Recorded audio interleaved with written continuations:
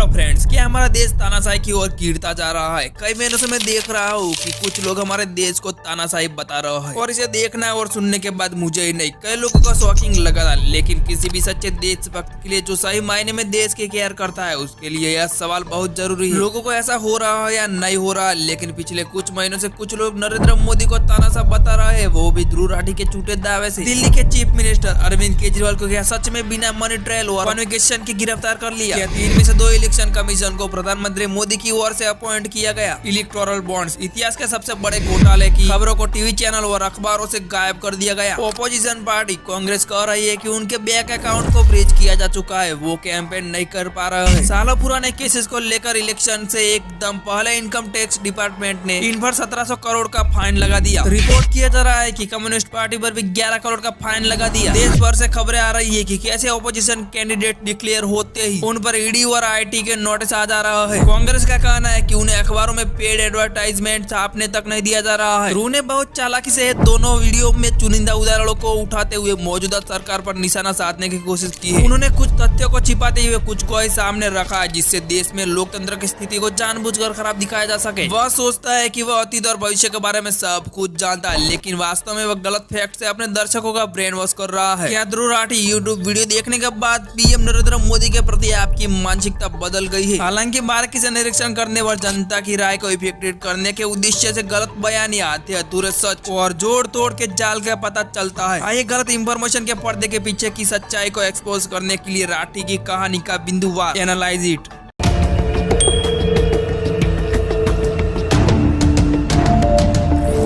राठी और एक public drive इन video लेकर आए हैं। अपने वीडियो में यह यूट्यूबर खुद को न्याय और राष्ट्रवाद के योद्धा के रूप में प्रस्तुत करता है। हालांकि उन्होंने वास्तव में जो शुरू किया वह भाजपा और पीएम नरेंद्र मोदी के खिलाफ धर्म युद्ध था। वीडियो का पूरा आधार यह साबित करना है कि मोदी शाह की जोड़ी के तरफ भाजपा भारत को चुनावी डेस्पोटिज्म की ओर ले जा रही है। ध्रुव राठी की पहले दावे की बात करें तो उन्होंने सीएम केजरीवाल को बचाने के लिए घोटाले और गिरफ्तारी की गलत एक्सप्लेनेशन। ईडी ने सीएम केजरीवाल को 9 समन भेजे थे और दिल्ली एससी ने सोचा था कि उनके सबूत इतने रिलेबल थे कि बिना जमानत के अरेस्ट की जा सकती थी। टेस्ट में उनका सहयोग उनकी विस्तारित न्यायिक हिरासत को इंश्योर करता है। हालांकि ध्रुव राठी सबको भाजपा द्वारा ईडी के दुरुपयोग के रूप में प्रस्तुत करता है। इसके अलावा वह घोटालों के लिए अरेस्टेड किए गए विपक्षी नेताओं की दुर्दशा का मामला पेश करने के लिए पीएमएल और भाजपा के तहत जैन आदर्श को दोषी मानते हैं। हालांकि जो कोई भी घोटाले की खबरों पर नजर रखता है वह उसकी कहानी में खामियों को इंगित करने में सक्षम है। इस प्रकार सूची भारत स्वच्छ विवेक के साथ अपने तर्क की रिलेबिलिटी पर संदेह करने में सक्षम होगा। ध्रुव राठी ने लोकतांत्रिक अन्याय को पेश करने के लिए न्यायिक पूर्वग्रह का सजेशन दिया। 8 मार्च को एक बहुत ही शॉकिंग केस देखने को मिला। कैलकाटा हाई कोर्ट के जज अभिजीत गांगोपाध्याय ने अपनी पोजीशन से रिजाइन कर दिया और कुछ ही दिनों बाद फॉर्मली भारतीय जनता पार्टी को ज्वाइन कर लिया। इन्होंने खुद एडमिट किया कि रेजिग्नेशन से पहले ही इन्होंने बीजेपी को अप्रोच किया। ध्रुव राठी अपने लाखों दर्शकों को आधा सच क्यों बता रहा है? वह इस बात से नाखुश है कि कलकत्ता एचसी के न्यायाधीश अभिजीत गांगुली ने इस्तीफा दे दिया और भाजपा में शामिल हो गए। क्या उसने तुम्हें बताया? अधीर रंजन चौधरी डब्ल्यूबी कांग्रेस अध्यक्ष और लोकसभा में कांग्रेस के नेता ने व्यक्तिगत रूप से उसी न्यायमूर्ति गांगुली को आमंत्रित किया। ध्रुव राठी द्वारा किया गया एक और विशेष रूप से गंभीर दावा कोलकाता एचसी न्यायाधीश के रेजिग्नेशन और उसके बाद भाजपा से जुड़ाव को जोड़कर न्यायिक पूर्वाग्रह का संकेत दिया। हालांकि यह कथा व्यापक संदर्भ और आसानी से नजरअंदाज कर देती है। जस्टिस गांगुली पश्चिम बंगाल में सीएम ममता के अत्याचार के खिलाफ सच्चाई की आवाज थे। टीएमसी नेताओं ने सार्वजनिक रूप से अपने सुप्रीमो के एजेंडे के पक्ष में फैसले नहीं देने के लिए न्यायमूर्ति गांगुली को बदनाम करने और फंसाने की कोशिश की है। इसके अलावा पश्चिम बंगाल के कांग्रेस नेता अधीर रंजन चौधरी खुद चाहते थे कि जस्टिस गांगुली राज्य में कांग्रेस पार्टी में शामिल हो। वास्तव में विपक्ष के इस नेता ने सार्वजनिक रूप से वादा किया था कि अगर वह कांग्रेस को अपने राजनीतिक मंच के रूप में चुनते हैं तो वह न्यायमूर्ति गांगुली को वोट देने के लिए कतार में सबसे पहले खड़े होंगे। फिर सच्चाई बताने वाले राठी इस ईमानदार जज को न्यायिक व्यवस्था में भाजपा के कठपुतले के रूप में क्यों पेश कर रहे हैं? क्या उन्होंने न्यायमूर्ति गांगुली को निशाना बनाया होता? यदि उन्होंने कांग्रेस का मुख्यमंत्री पद का चेहरा बनने का अनुरोध स्वीकार कर लिया होता? यह एक मेहनतनी व्यक्ति की प्रतिष्ठा को धूमिल करने का राठी का प्रयास था, सिर्फ इसलिए क्योंकि उन्होंने कांग्रेस के बजाय भाजपा को चुना था। ध्रुव राठी का और एक दावा है कि मीडिया को दबा दिया गया है। सबसे पहले आइए स्वीकार करें कि भाजपा के खिलाफ अपने साप्ताहिक वीडियो के बावजूद राठी का चैनल लगातार फल फूल रहा है। यह वीडियो जिस वीडियो का खंडन करता है उसे एक दिन से भी कम समय में 65 लाख बार देखा गया। इसलिए भारत ने मोदी विरोधी मीडिया सामग्री को निश्चित रूप से चुप नहीं कराया जा सकता है। दबाए गए मीडिया के बारे में बात करते हुए राठी द प्रिंट के शेखर गुप्ता के पीछे पड़ गए। उन्होंने शेखर गुप्ता पर मजाक उड़ाते हुए कहा कि जैसे एक टूटी हुई कार इंजन चलने पर भी टूटी रहती है, उसी तरह मोदी विरोधी जोर शोर से प्रचार करने के बावजूद मीडिया को दबाया जाता है। सब जानते हैं कि द प्रिंट मोदी विरोधी खेमे में बैठता है। इसके अलावा वे नियमित आधार पर भाजपा के पीछे जाते हैं। अब द प्रिंट के शेखर गुप्ता ने खुद सार्वजनिक रूप से यह कहकर राठी को खारिज कर दिया है कि मीडिया चुप नहीं है और लोकतंत्र पटरी से नहीं उतरा है। इसलिए इसका मतलब यह होना चाहिए कि उन्होंने केंद्र सरकार से कोई राजनीतिक दमन महसूस नहीं होता है। राठी ने आरोप लगाया कि कांग्रेस के विज्ञापनों को प्रमुख मीडिया आउटलेट्स द्वारा दबा दिया गया था। हालांकि आज ही कांग्रेस के हाथ बदलेंगे। हालात बताने वाले पूरे पेज के विज्ञापन जारी हुए हैं। ऐसा लगता है कि उसका मालिक उसे यह बताना भूल गया है कि उसके वीडियो के बाद एक दिन आईएनसी का विज्ञापन न्यूज ट्रेंड पर आएगा। यदि जनता मोदी विरोधी संगठनों को संरक्षण देने से इनकार करती है तो यह उनकी पसंद का इस्तेमाल मीडिया पूर्वाग्रह दिखाने के लिए नहीं किया जाना चाहिए। राठी द्वारा मीडिया दमन पर जानकारी की चयनात्मक प्रस्तुति से राठी के विश्लेषण की सत्यनिष्ठा पर सवाल उठाना चाहिए। हालांकि इससे पहले कि किसी को उनके तर्क में अंतर का एहसास हो, उनका आता सच अपना नुकसान कर देता है। ध्रुव का मानना है कि कांग्रेस के फ्रीज खाते तानाशाही का संकेत है। ध्रुव राठी का वीडियो कांग्रेस के फ्रीज किए गए खातों को पीएम मोदी के नेतृत्व वाली भाजपा सरकार की तानाशाही के रूप में दर्शाता है। हालांकि वह इस व्याख्यान को प्रस्तुत करने के लिए केवल टूल किट अनुमोदित मीडिया घरानों का हवाला देते हैं। वह भूल गए कि आईटी विभाग के साथ कांग्रेस की परेशानी कई साल पहले शुरू हुई थी। वास्तव में अदालत ने स्वयं आईएनसी के खातों में बेहिसाब लेन देन के संबंध में कर विभाग द्वारा उठाई गई चिंताओं को वैध ठहराया। हालांकि कॉम्प्लेक्स फाइनेंशियल मुद्दों की एक सरल तस्वीर पेश करके राठी ने आईटी विभाग, केंद्र सरकार और न्यायपालिका में जनता के विश्वास को कम कर दिया है। ऐसा लगता है कि राठी को आका अपने काले कार्टून को छुपाने के लिए 2024 के चुनाव से पहले जनमत को प्रभावित करने के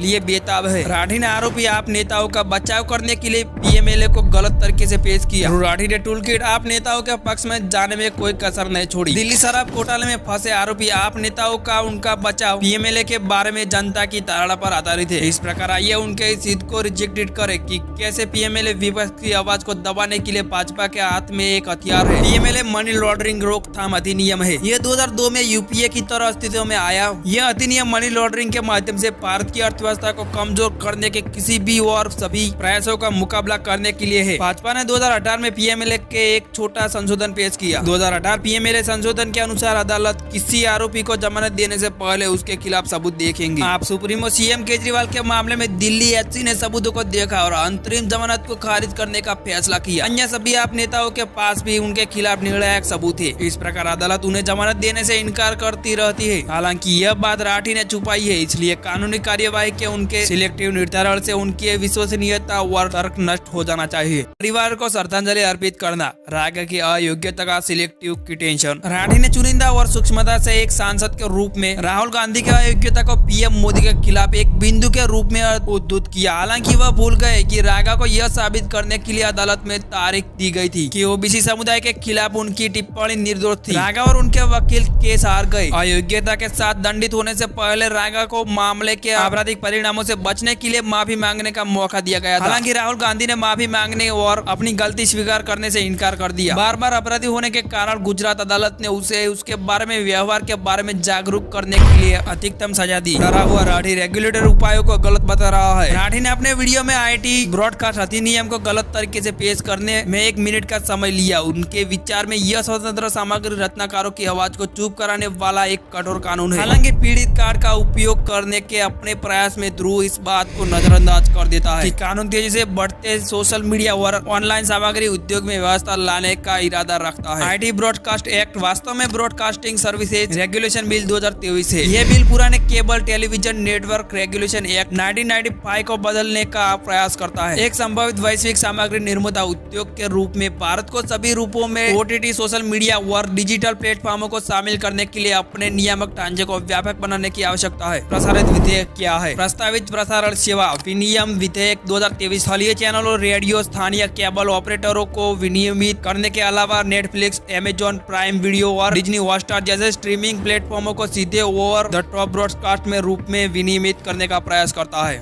वगैरह। जो कोई भी अव्यवस्थित व्यवसाय पेशेवर का या वाणिज्य गतिविधि के रूप में समाचार और मामलों के कार्यक्रमों को ऑनलाइन प्रसारित करता है, वो OTT स्ट्रीमिंग सेवाओं के समान दायित्व को आकर्षित करने के लिए उत्तरदायी है। और इसमें किसे बाहर रखा गया है? एक भौतिक समाचार पत्र और उसकी ई प्रतिकृति। ऑनलाइन उपयोगकर्ता जो कभी कभार समाचार पोस्ट करते हैं, उन्हें बाहर रखा गया है। उदाहरण के लिए एक नागरिक जो दंगे को लाइव स्ट्रीम करने का निर्णय लेता है, उसे कवर नहीं किया जाएगा। ऑनलाइन समाचार प्रशासकों को कैसे नियंत्रित किया जाता है, इसकी स्थिति में कोई बदलाव नहीं आया है। यदि वे IT नियमों के तहत शासित होते हैं तो वे पार्टी समाचार वेबसाइट या शासित होती रहेगी। मामले में परिचित एक वरिष्ठ सरकारी अधिकारी। मराठी को नियामक की यह कोशिश दमन की कार्यवाही लगती है। क्या भारत को ULL, UF और LLT बालाजी जैसे OTT प्लेटफॉर्म को बिना किसी जांच के चलने देना जारी रखना चाहिए? क्या बड़े पैमाने पर गलत सूचना अभियानों को जवाबदेह नहीं ठहराना चाहिए? नियामक उपायों की उनकी विकृति यह दर्शाती है कि वे आधे अधूरे सच को फैलाने से, अपनी आय खोने से कितने डरे हुए। इसलिए उन्होंने अपने दर्शकों और जनता को भ्रमित करने के लिए विधेयक में अविश्वास बोने का विकल्प चुना। ध्रुव द्वारा चुने गए अर्थ सत्य का पूर्ण प्रकटीकरण चुने। अब वो सभी साबित करते हैं कि राठी दर्शकों के सामने वास्तविकता का अपना वर्जन पेश करने के लिए डेटा और जानकारी का सिलेक्शन करता है। इन्फ्लेक्शन से लेकर एम्प्लॉयमेंट दर तक सभी को उनकी कथा के अनुरूप एक बोर्ड मिलता है। एक ईमानदार टूलकिट के रूप में वह केवल भारतीय अर्थव्यवस्था का धूमिल तस्वीर पेश करने के लिए, आंकड़ों की गलत व्याख्यान करने के लिए टूलकिट अप्रूव्ड डेटा का उपयोग करना पसंद करते हैं। नीतिजतन डेटा का उनका चयनात्मक उपयोग उनके दर्शकों के बीच निराशा की भावना को कायम रखता है। राठी वास्तव में वह गलत फैक्ट से अपने दर्शकों का ब्रेन वॉश कर रहा है। राठी के वीडियो देखने के बाद सच्चे देशभक्त भी PM नरेंद्र मोदी के प्रति अपनी मानसिकता बदल देते हैं। राठी ने अपने डिटेक्टर वाली वीडियो में बताया कि मोदी ने वोट पाने के लिए सेना का इस्तेमाल किया। राठी ने एक वीडियो प्रस्तुत किया जहां मोदी ने पहली बार मतदाताओं को सेना के लिए वोट करने के लिए प्रोत्साहित किया। मोदी ने विशेष रूप से सुझाव दिया कि पहली बार मतदान करने वाले अपना वोट पुलवामा शहीदों की याद में समर्पित करें, और उन्होंने स्पष्ट रूप से उनसे भाजपा को वोट देने के लिए नहीं कहा। वोटर से कहना चाहता हूं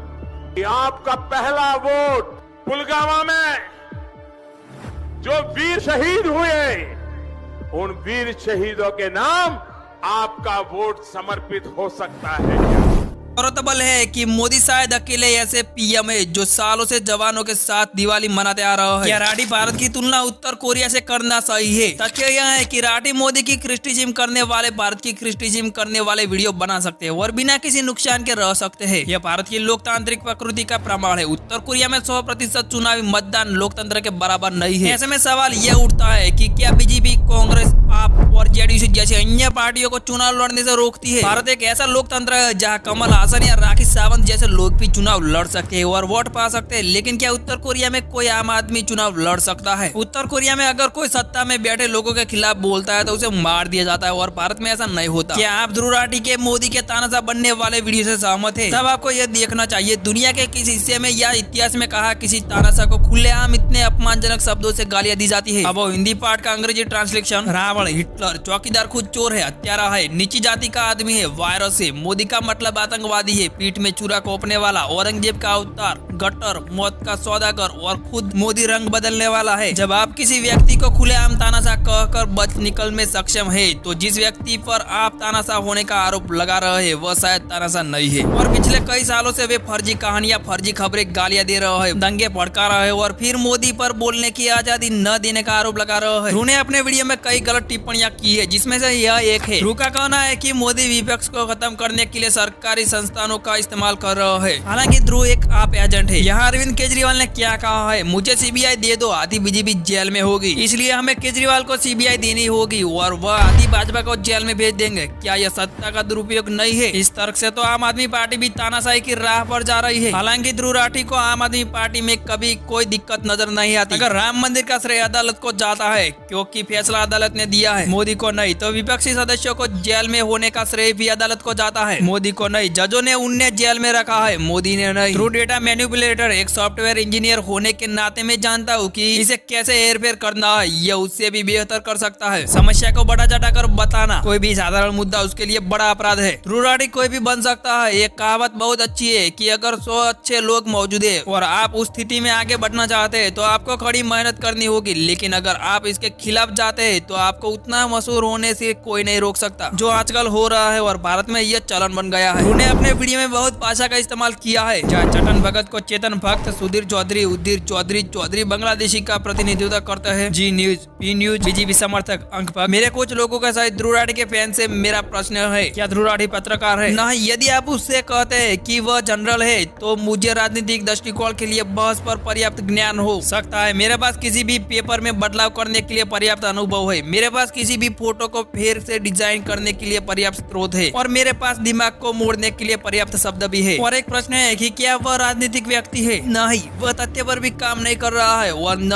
वह उस काम के आधार पर किसी के सवाल पूछने के लिए प्रमाणित है जिसे सरकार द्वारा लाइव देखा जा सकता है। उसे दोष देना पसंद है। उन्होंने स्वीकार किया कि वोट भी अच्छा है जो आपने किया, लेकिन मोदी से स्वच्छ भारत अभियान से नफरत थे। वह सशस्त्र बलों के बारे में बात करते हैं। जब मोदी ने 2 लाख बुलेट प्रूफ जैकेट दिए तो उनके चेहरे पर खुशी कभी नहीं दिखी, या उन्होंने कभी दूसरा वीडियो नहीं बनाया। झूठ कई प्रकार के होते हैं, वह सांख्यिकीय झूठ का प्रयोग करता है, वह ग्राफ तथ्य देता है और हेरफेर करने में भी अच्छा है। अगर आप उनके सारे वीडियो देखेंगे तो आपको नफरत होने लगेगी कि आप भारत में क्यों रह रहे हैं। पाकिस्तान में रहना अच्छा लगेगा, एक राष्ट्र एक आवाज, अन्यथा मरना। वह आपको विश्वास दिला देंगे कि 2014 के बाद भारत में कुछ नहीं बदला। ध्रुव राठी को इलाहाबाद का नाम बदलकर प्रज्ञा राज करने से दिक्कत है, लेकिन आप नेता आतिशी मालना के आतिशी बनने के बारे में कुछ नहीं कहा गया है। केरल बाढ़ की राशि के बारे में उन्होंने कहा कि सरकार राशि कब देगी। जब सरकार ने अमाउंट दे दी तो उन्होंने एक शब्द भी नहीं कहा। उनका लक्ष्य आपको देश की प्रगति दिलाना नहीं है, उनका लक्ष्य सरकार की क्रिटिसिज्म करना है। राहुल गांधी को मिला था 100 करोड़ का आईडी टैक्स नोटिस, राठी ने कभी नहीं बताया कितना छुपा रहा है। एक सीधी सी बात, अगर उन्हें यह साबित करना था कि रोहित शर्मा तेंदुलकर से बेहतर है तो वह आपको वह क्षेत्र देंगे जिसमें शर्मा तेंदुलकर से आगे है, जबकि अन्य सभी फैक्टर पर नजर रखेंगे जहाँ तेंदुलकर बेहतर है। आधा सच एक कठिन झूठ के बराबर होता है। अल्पज्ञान हमेशा खतरनाक होता है। उनके अनुयायी भी वैसे ही है। वे वीडियो खोलते हैं और अपने दोस्त को घोटाले दिखाते हैं और कहते हैं कि देखो यह क्या हुआ। वे ज्यादातर उसके द्वारा मूर्ख बनाए गए हैं। प्रत्येक अनुयायी में उनके जैसा बनने और अच्छे काम करने का गुण होता है, न कि चालाकी से अच्छा दिमाग बनाने। लेकिन वे खुद को हेर फेर करने को और नष्ट करने के लिए चुनते हैं। समस्या यह है कि वे स्वयं को नष्ट नहीं करते, वे दूसरों को भी नष्ट कर देते हैं। अंतिम लेकिन महत्वपूर्ण बात यह है कि राठी एक स्मार्ट फ्रीलांसर और दिमाग से छेड़छाड़ करने वाला व्यक्ति है। वह शिक्षा के दिमाग को मूर्खतापूर्ण सोचने में बदल देता है और आपका समय नष्ट कर देता है। ध्रुव राठी का वीडियो सूचित एनालिसिस के रूप में प्रचार का एक मुख्य प्रमुख एग्जाम्पल प्रस्तुत करता है। तथ्यों को डिस्टोर्टेड करके, घटनाओं को गलत तरीके से प्रस्तुत करके और डेटा के हेरफेर करके, और राठी भाजपा और पीएम मोदी के खिलाफ जनता की राय को प्रभावित करने के उद्देश्य से अपने पूर्व निर्धारित व्याख्यान को आगे बढ़ाते हैं। हालांकि क्रिटिकल परीक्षण से उनके कमजोर तर्कों में कई खामियां सामने आती है। उम्मीद है कि युवा उनके घातक एजेंडों में अंत्य नहीं होंगे। समझदार नागरिक होने के नाते भारत के नेटिजन्स को ऐसी भ्रामक रणनीति के प्रति सतर्क रहना चाहिए। सच्चाई को तोड़ मरोड़ कर पेश करना राठी के लिए ही लाभदायक है, किसी और के लिए नहीं। टॉलकिट एक्सपर्ट ध्रुव राठी द्वारा प्रेजेंटेड पब्लिकेटेड पर विश्वास करने से पहले स्वयं पूरी सच्चाई की तलाश जरूर करें। मैं कई अन्य उदाहरण दे सकता हूँ, लेकिन इसका कोई फायदा नहीं है, क्योंकि जो लोग ध्रुव राठी का प्रशंसा करते हैं वे कभी भी दूसरों की बातों पर विश्वास नहीं करेंगे। वे सिर्फ उस व्यक्ति से प्यार करते हैं जो मोदी की क्रिटिसिज्म करता है और दिन रात उन्हें गाली देता है। जय हिंद।